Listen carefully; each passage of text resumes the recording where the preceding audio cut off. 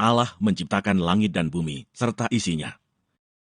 Pada mulanya Allah menciptakan langit dan bumi. Bumi belum berbentuk dan kosong.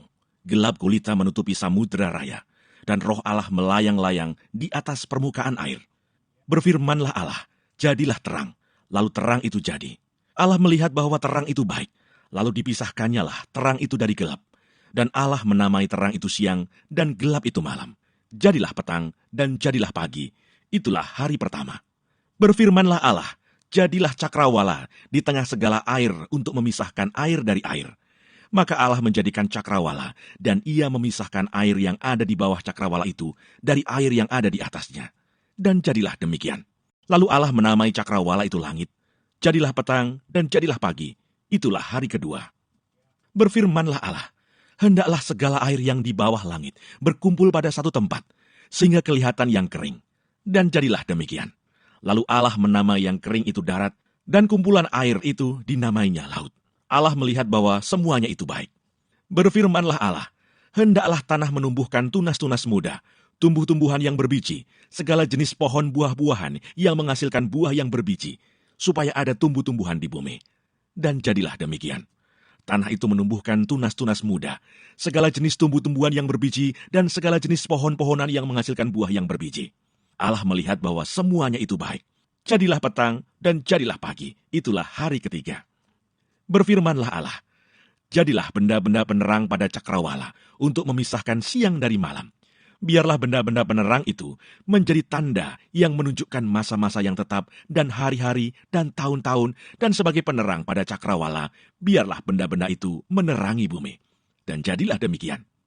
Maka Allah menjadikan kedua benda penerang yang besar itu, yakni yang lebih besar untuk menguasai siang dan yang lebih kecil untuk menguasai malam, dan menjadikan juga bintang-bintang.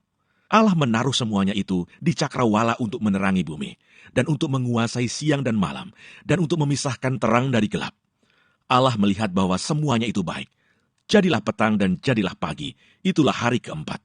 Berfirmanlah Allah, hendaklah dalam air berkeriapan makhluk yang hidup, dan hendaklah burung beterbangan di atas bumi melintasi cakrawala.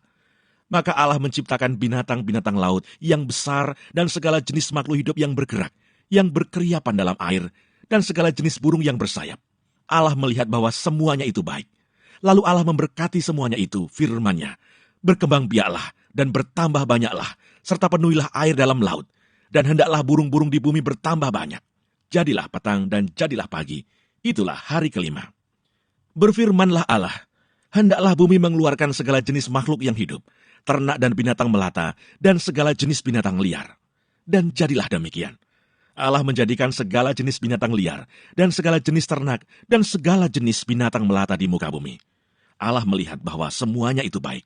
Berfirmanlah Allah, baiklah kita menjadikan manusia menurut gambar dan rupa kita, supaya mereka berkuasa atas ikan-ikan di laut, dan burung-burung di udara, dan atas ternak, dan atas seluruh bumi, dan atas segala binatang melata yang merayap di bumi. Maka Allah menciptakan manusia itu menurut gambarnya. Menurut gambar Allah diciptakannya dia. Laki-laki dan perempuan diciptakannya mereka. Allah memberkati mereka, lalu Allah berfirman kepada mereka, beranak cuculah dan bertambah banyak. Penuhilah bumi dan taklukkanlah itu. Berkuasalah atas ikan-ikan di laut dan burung-burung di udara, dan atas segala binatang yang merayap di bumi. Berfirmanlah Allah, lihatlah aku memberikan kepadamu segala tumbuh-tumbuhan yang berbiji di seluruh bumi, dan segala pohon-pohonan yang buahnya berbiji. Itulah akan menjadi makananmu. Tetapi kepada segala binatang di bumi, dan segala burung di udara, dan segala yang merayap di bumi, yang bernyawa, kuberikan segala tumbuh-tumbuhan hijau menjadi makanannya. Dan jadilah demikian. Maka Allah melihat segala yang dijadikannya itu sungguh amat baik. Jadilah petang, dan jadilah pagi. Itulah hari ke-6. Demikianlah diselesaikan langit dan bumi dan segala isinya. Ketika Allah pada hari ke-7 telah menyelesaikan pekerjaan yang dibuatnya itu. Berhentilah ia pada hari ke-7 dari segala pekerjaan yang telah dibuatnya itu. Lalu Allah memberkati hari ke-7 itu dan menguduskannya. Karena pada hari itulah ia berhenti dari segala pekerjaan penciptaan yang telah dibuatnya itu. Demikianlah riwayat langit dan bumi pada waktu diciptakan. Ketika Tuhan Allah menjadikan bumi dan langit, belum ada semak apapun di bumi, belum timbul tumbuh-tumbuhan apapun di padang. Sebab Tuhan Allah belum menurunkan hujan ke bumi, dan belum ada orang untuk mengusahakan tanah itu.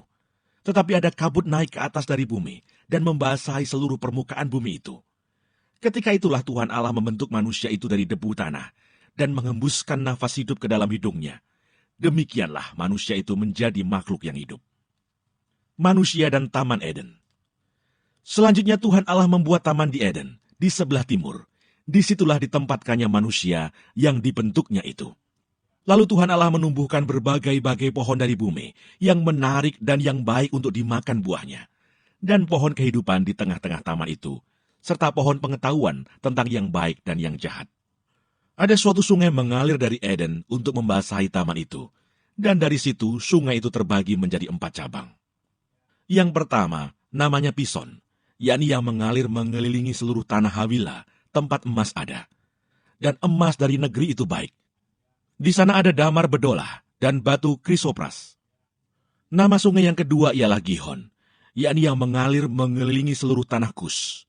Nama sungai yang ketiga ialah Tigris, yakni yang mengalir di sebelah timur Asyur, dan sungai yang keempat ialah Efrat. Tuhan Allah mengambil manusia itu dan menempatkannya dalam Taman Eden untuk mengusahakan dan memelihara taman itu. Lalu Tuhan Allah memberi perintah itu kepada manusia. Semua pohon dalam taman ini boleh kau makan buahnya dengan bebas. Tetapi pohon pengetahuan tentang yang baik dan yang jahat itu, janganlah kau makan buahnya.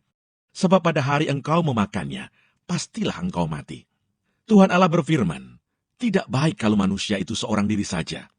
Aku akan menjadikan penolong baginya yang sepadan dengan dia. Lalu Tuhan Allah membentuk dari tanah segala binatang hutan dan segala burung di udara. Dibawanyalah semuanya kepada manusia itu untuk melihat bagaimana ia menamainya. Dan seperti nama yang diberikan manusia itu kepada tiap-tiap makhluk yang hidup. Demikianlah nanti nama makhluk itu. Manusia itu memberi nama kepada segala ternak, kepada burung-burung di udara, dan kepada segala binatang hutan. Tetapi baginya sendiri, ia tidak menjumpai penolong yang sepadan dengan dia. Lalu Tuhan Allah membuat manusia itu tidur nyenyak. Ketika ia tidur, Tuhan Allah mengambil salah satu rusuk daripadanya, lalu menutup tempat itu dengan daging. Dan dari rusuk yang diambil Tuhan Allah dari manusia itu, dibangunnyalah seorang perempuan. Lalu dibawanya kepada manusia itu. Lalu berkatalah manusia itu, inilah dia, tulang dari tulangku, dan daging dari dagingku. Ia akan dinamai perempuan, sebab ia diambil dari laki-laki. Sebab itu seorang laki-laki akan meninggalkan ayahnya dan ibunya, dan bersatu dengan istrinya, sehingga keduanya menjadi satu daging. Mereka keduanya telanjang, manusia dan istrinya itu, tetapi mereka tidak merasa malu. Adapun ular ialah yang paling cerdik dari segala binatang di darat yang dijadikan oleh Tuhan Allah.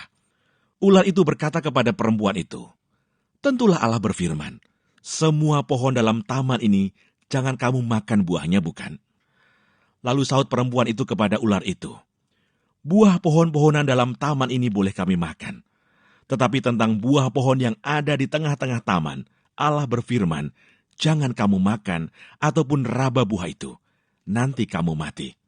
Tetapi ular itu berkata kepada perempuan itu, sekali-kali kamu tidak akan mati. Tetapi Allah mengetahui bahwa pada waktu kamu memakannya, matamu akan terbuka, dan kamu akan menjadi seperti Allah, tahu tentang yang baik dan yang jahat.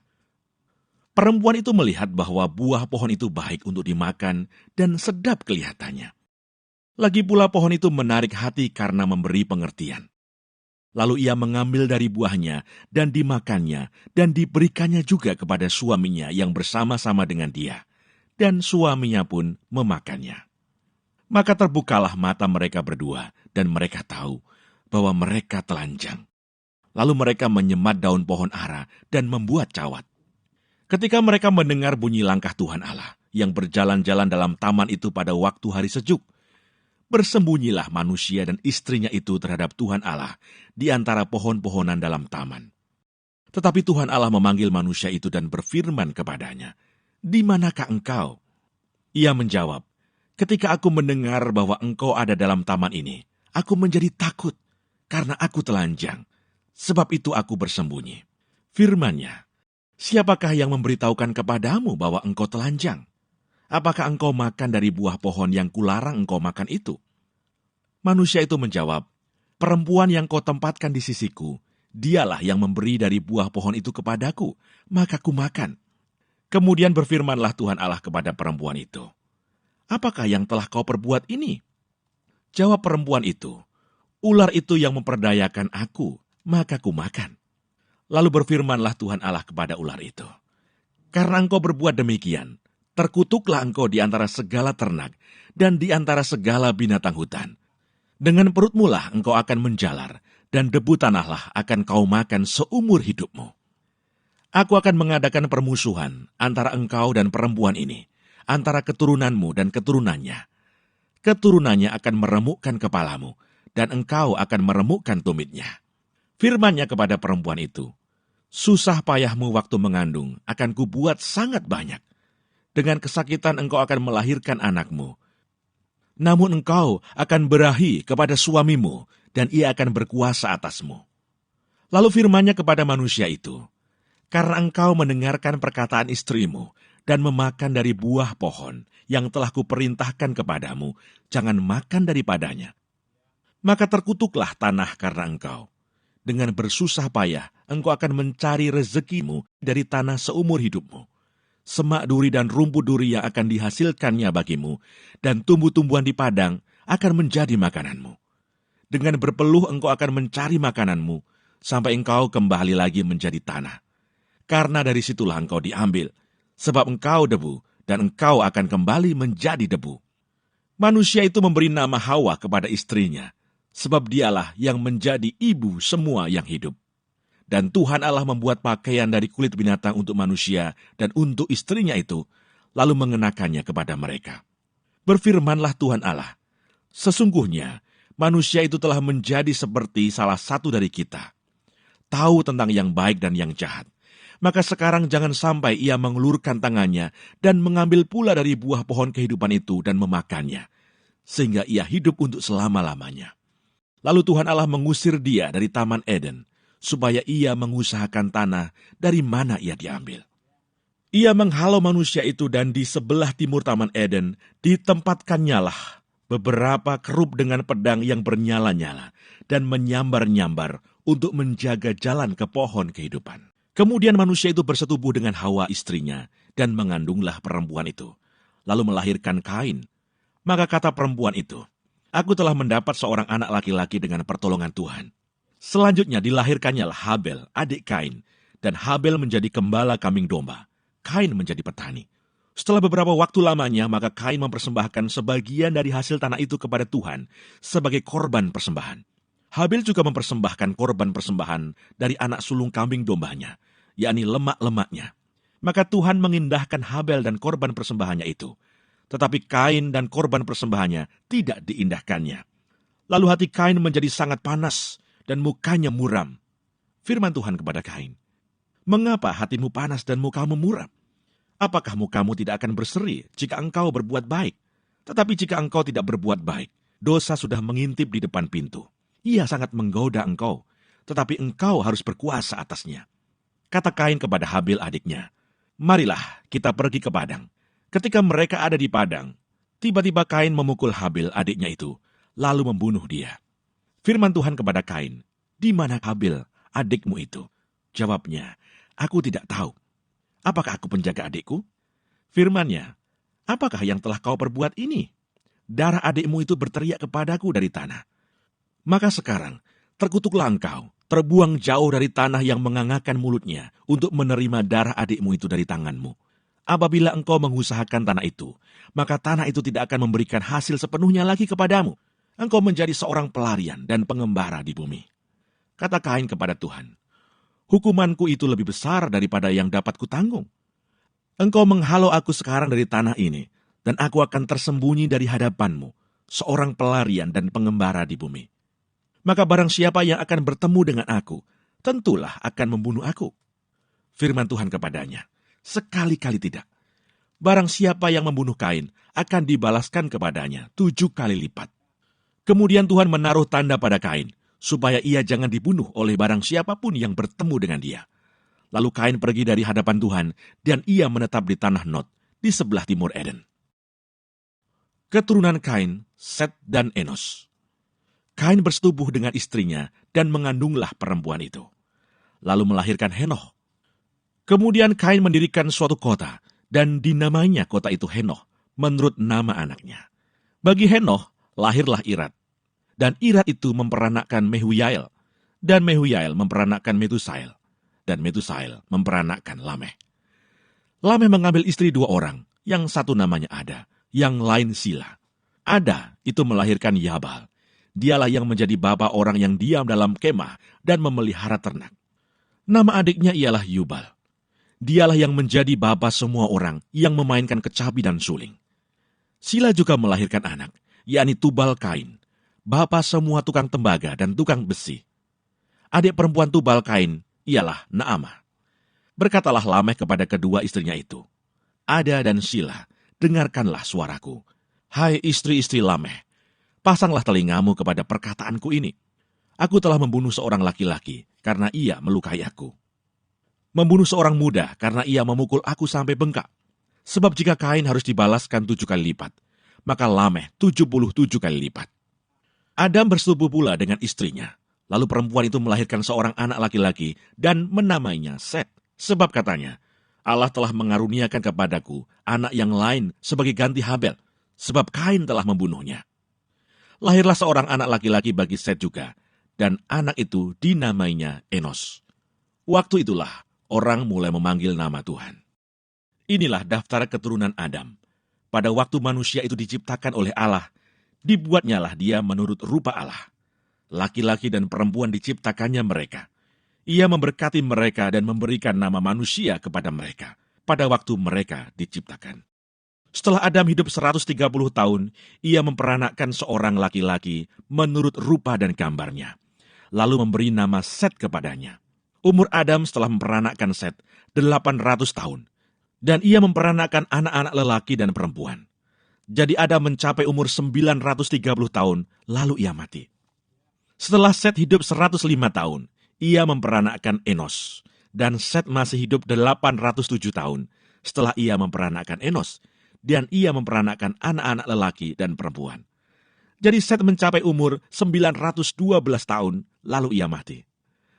Setelah Enos hidup 90 tahun, ia memperanakkan Kenan, dan Enos masih hidup 815 tahun setelah ia memperanakkan Kenan, dan ia memperanakkan anak-anak lelaki dan perempuan. Jadi Enos mencapai umur 905 tahun, lalu ia mati. Setelah Kenan hidup 70 tahun, ia memperanakkan Mahalalel. Dan Kenan masih hidup 840 tahun, setelah ia memperanakkan Mahalalel, dan ia memperanakkan anak-anak lelaki dan perempuan. Jadi Kenan mencapai umur 910 tahun, lalu ia mati. Setelah Mahalalel hidup 65 tahun, ia memperanakkan Yared. Dan Mahalalel masih hidup 830 tahun, setelah ia memperanakkan Yared, dan ia memperanakkan anak-anak lelaki dan perempuan. Jadi Mahalalel mencapai umur 895 tahun, lalu ia mati. Setelah Yared hidup 162 tahun, ia memperanakkan Henoh. Dan Yared masih hidup 800 tahun, setelah ia memperanakkan Henoh. Dan ia memperanakkan anak-anak lelaki dan perempuan. Jadi Yared mencapai umur 962 tahun, lalu ia mati. Setelah Henoh hidup 65 tahun, ia memperanakkan Metusalah. Dan Henoh hidup bergaul dengan Allah selama 300 tahun lagi, setelah ia memperanakkan Metusalah, dan ia memperanakkan anak-anak lelaki dan perempuan. Jadi Henoh mencapai umur 365 tahun. Dan Henoh hidup bergaul dengan Allah, lalu ia tidak ada lagi, sebab ia telah diangkat oleh Allah. Setelah Metusalah hidup 187 tahun, ia memperanakkan Lameh, dan Metusalah masih hidup 782 tahun setelah ia memperanakkan Lameh, dan ia memperanakkan anak-anak lelaki dan perempuan. Jadi Metusalah mencapai umur 969 tahun, lalu ia mati. Setelah Lameh hidup 182 tahun, ia memperanakkan seorang anak laki-laki dan memberi nama Nuh kepadanya. Katanya, anak ini akan memberi kepada kita penghiburan dalam pekerjaan kita yang penuh susah payah di tanah yang telah terkutuk oleh Tuhan. Dan Lameh masih hidup 595 tahun setelah ia memperanakkan Nuh, dan ia memperanakkan anak-anak lelaki dan perempuan. Jadi Lameh mencapai umur 777 tahun, lalu ia mati. Setelah Nuh berumur 500 tahun, ia memperanakkan Sem, Ham, dan Yafet. Ketika manusia itu mulai bertambah banyak jumlahnya di muka bumi, dan bagi mereka lahir anak-anak perempuan, maka anak-anak Allah melihat bahwa anak-anak perempuan manusia itu cantik-cantik. Lalu mereka mengambil istri dari antara perempuan-perempuan itu, siapa saja yang disukai mereka. Berfirmanlah Tuhan, Rohku tidak akan selama-lamanya tinggal di dalam manusia, karena manusia itu adalah daging, tetapi umurnya akan 120 tahun saja. Pada waktu itu orang-orang raksasa ada di bumi, dan juga pada waktu sesudahnya. Ketika anak-anak Allah menghampiri anak-anak perempuan manusia, dan perempuan-perempuan itu melahirkan anak bagi mereka. Inilah orang-orang yang gagah perkasa di zaman purbakala, orang-orang yang kenamaan.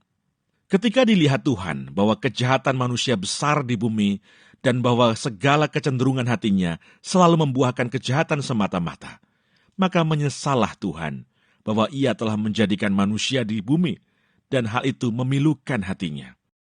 Berfirmanlah Tuhan, Aku akan menghapuskan manusia yang telah kuciptakan itu dari muka bumi, baik manusia maupun hewan, dan binatang-binatang melata, dan burung-burung di udara, sebab aku menyesal bahwa aku telah menjadikan mereka.